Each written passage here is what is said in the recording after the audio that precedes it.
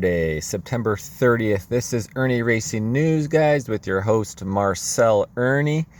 And so I came across some interesting information in a comment section on a video of Romeo with Romania. And here we have it. What people aren't saying is they honored the same Nazi in 2007. So they knew who he was. We're talking about the story of the 98-year-old Nazi SS invited to Parliament by the Liberals and, of course, vetted by the Canadian government, which is the Liberals. And everyone gave a standing ovation for him, and of course, that not everybody knew the story about him, but we know a lot of, you would assume the Freelands, the Trudeaus, the House Speaker, and the associated ones who've met this person for many years and have known about Nazis who left in the 50s to have a sanctuary in Canada. Yet, at the same time, once Poland learned about this guy that they all honored, Hunka is his last name, Poland wants to have him extradited for war crime trials. Like, wild. And there's apparently a lot more. I mean, there could be hundreds of these Nazis, SSs in Canada that got sanctuary and nobody knows about. And so people are debating, well, should the list of all these Nazis in Canada be revealed? And there was even a poll on that. So I asked the person, where's the 2007 story links? And then another person responded, it has been revealed that in 2007, Hunka was bestowed with the Medal of Merit from the Canadian Congress of Ukrainians. This recognition. So that's how I came across this. So thank you very much, people in the comments. It does help. And so here you have Yaroslav Hunka received Medal of Merit from the Canadian Congress of Ukrainians in 2007. As we dive in and take a look at this celebration of the days of independence and union of the something of Ukraine, January 22nd, 1918, and commemoration of Ukrainian veterans. Hunka, Yaroslav, along with the other list. So the medal for merit was for, whatever. It's so hard to read, guys. For special service to Ukraine and Ukrainian people, for the active long-term work, for good, independent, prepared professional masters, design, God in Ukraine, something, something, something. Anyways, let's move on to what's the hilarious part about all this as well. I don't use Reddit much, but every once in a while it's pretty funny because they have some stories. Canada is a Nazi state. It's more a Nazi resource extraction scheme. And his 175 service to Ukraine, his body count. This is horrifying to think it's not a singular oopsie, but in some ways tactically approved. Okay, so... And this is where I came across this, what I just posted, Open Fascism in Canada 2023. Fantastic little meme. But as it goes on, is this the Russian propaganda we have been hearing about? And this is the most hilarious thing, because you got our authoritarian dictator, Justin Trudeau, who refuse to resign. He's the last remaining WEF member. You have the Root, from the Netherlands, and on from Australia, the woman, and then Dan, and from then New Zealand and onward. They're all, and from the UK, Boris, and all these characters. It's like a freaking cartoon, video game characters. Ukraine bombshell: millions of EU citizens are praying Putin will win. Jonathan Saxett, September 21st, 2023. And so that's a story, I guess, by him. Top comment kind of sums it up. That's reality. Supporting the UA, or is it the EU, isn't in the interest of the EU citizens. Now, this is the best one. Justin Trudeau blames Russian propaganda for Canadian Parliament honoring a Nazi. And this is absolutely true. We can watch the video. So, wait, so he's a Russian propagandist? Like, he, in his non-apology for the Liberals about bringing in the Nazi and having everyone honor him, he says, we got to make sure we watch out for Russian propaganda and Russian disinformation and whatever else you want, misinformation. Let's try to watch the video. But before I do, Russian propaganda made the Canadian House of Commons give a standing ovation to a Nazi. Sure thing, clown. So... there is Justin. We'll try to listen to him in a second. Let's see what this person wrote here. It looks like we're on X. Justin Trudeau blames Russian propaganda for Canadian Parliament honoring a Nazi. And here's a quote from blackface. Obviously, it's extremely upsetting that this happened. This is something that is deeply embarrassing to the Parliament of Canada.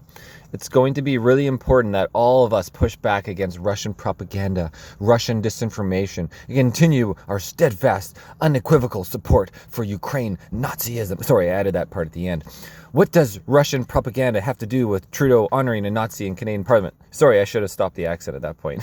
This is something that is deeply embarrassing. Obviously, it's extremely upsetting that this happened. The speaker has acknowledged his mistake and has apologized. But this is something that is deeply embarrassing to the Parliament of Canada and, by extension, to all Canadians.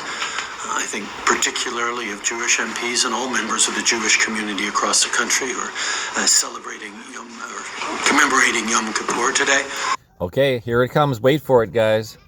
I think it's going to be really important that all of us push back against Russian propaganda, Russian disinformation, and continue our steadfast and unequivocal support for Ukraine.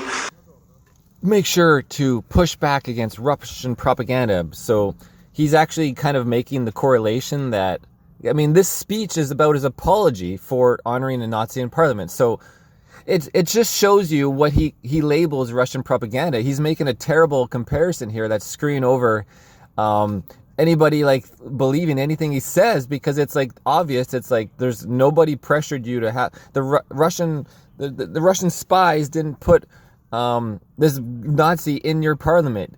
They didn't like trick you to put him in parliament. There's just no way. You guys did it. You did it, blackface, and your crew, Chrystia Freeland. Somebody knew this Nazi for maybe decades, the House Speaker, etc.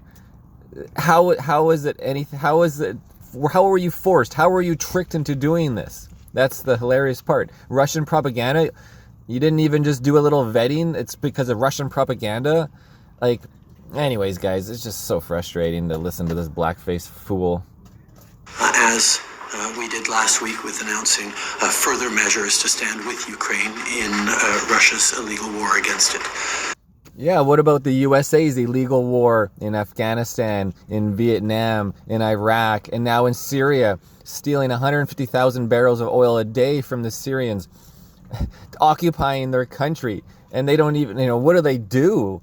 What do they do besides try to reach out to their allies? And of course, the allies don't want to start a war with the U.S. because the U.S. will funnel money into a war for decades, and we already know this.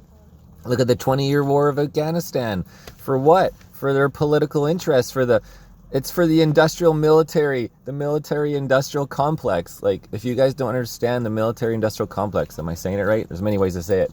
Then they have no clue. It's all about spending money and then people making money. That's it. That's it. Okay, this one is way better. Let's jump ahead.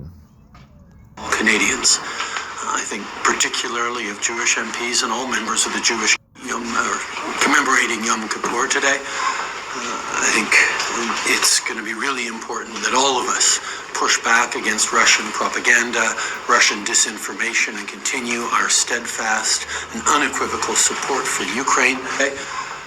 Look at his notes. It's going to be really important that all of us push back against Russian propaganda, Russian disinformation. Yeah, there you have it, guys. Again, I mean, why is the mainstream, like, this is hilarious. Like, this dictator Trudeau, it's Russian propaganda. Again, this is just like my case with Conrad Herbs and trying to explain it to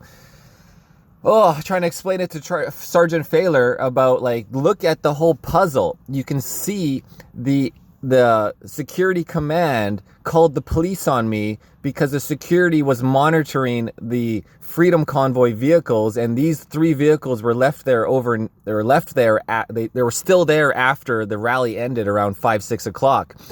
And they're monitoring the vehicles with flags. Like, security doesn't deal with vehicle parking. It's that simple. The commissionaires, the security, they don't deal with that side of the road. They deal with people on the sidewalks.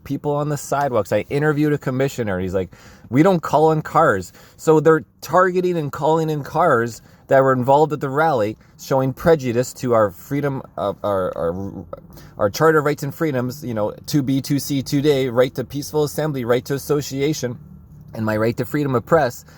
and targeting those. And then of course I was the last to leave because this is my mobile office where I'm doing the video editing, getting food after a long day's work. And security, oh, this our known protester, this RV, this known protester is still here. So he calls into his head of Kelowna security, and they call the police. You know, even like Security Wrath didn't know they were going to call the police, from what I read. It's just like, he was just like, oh, you can make sure bylaw comes down and lets them know that there's no camping overnight here. But the security, they show prejudice. The head of security for the Kelowna, they're the ones that are showing prejudice and violating my charter rights. And then, of course, Herbs shows up and violates my charter rights up the yang.